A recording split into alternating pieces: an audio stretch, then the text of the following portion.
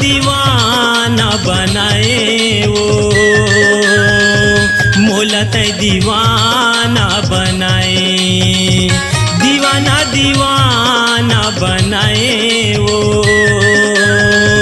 मोला तय दीवाना बनाए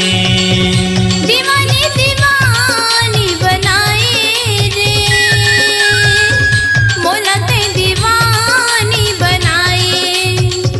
दीवानी दीवानी बनाए रे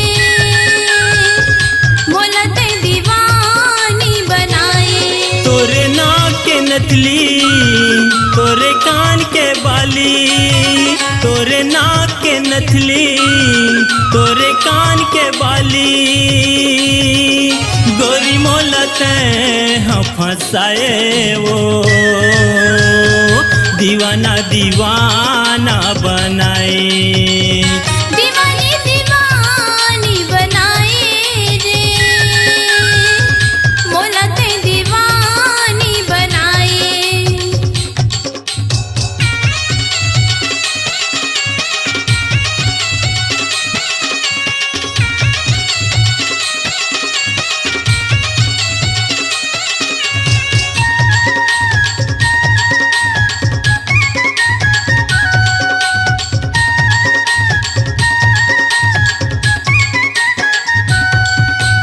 बादर ले चंदा झांकती हवे जैसे माया मतोलाओ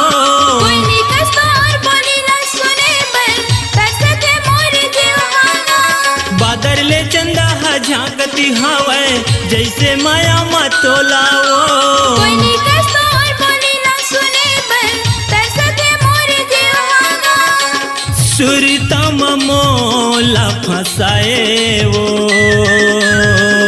सुरता मोला फंसाए वो दीवाना दीवाना बनाए दीवानी दीवानी बनाए रे मोला ते दीवानी बनाए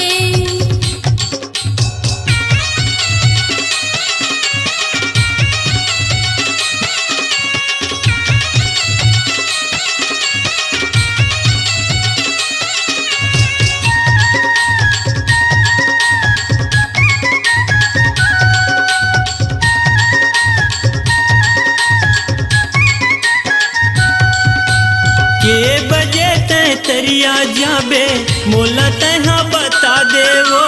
मामा के तेरी मपचरी है 9 बजे तहावेगा के बजे तय तरिया जाबे मोला तहाँ बता दे वो मामा के तेरी मपचरी है 9 बजे तहावेगा तरिया मोला बलाए वो तरिया मोला बलाए वो दीवाना दीवाना बनाए दीवानी दीवानी बनाए रे मोला ते दीवानी बनाए दीवानी दीवानी बनाए रे मोला ते दीवानी बनाए तोरे नाक के नथली तोरे कान के बाली तोरे नाक के नथली तोरे कान के बाली गोरी मोला तैं फंसाए वो दीवाना दीवाना बनाए दीवानी दीवानी बनाए रे मोला ते दीवानी बनाए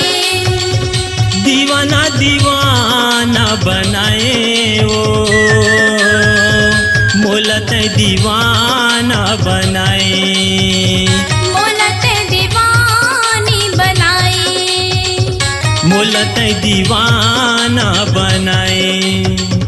मोला ते दीवानी बनाए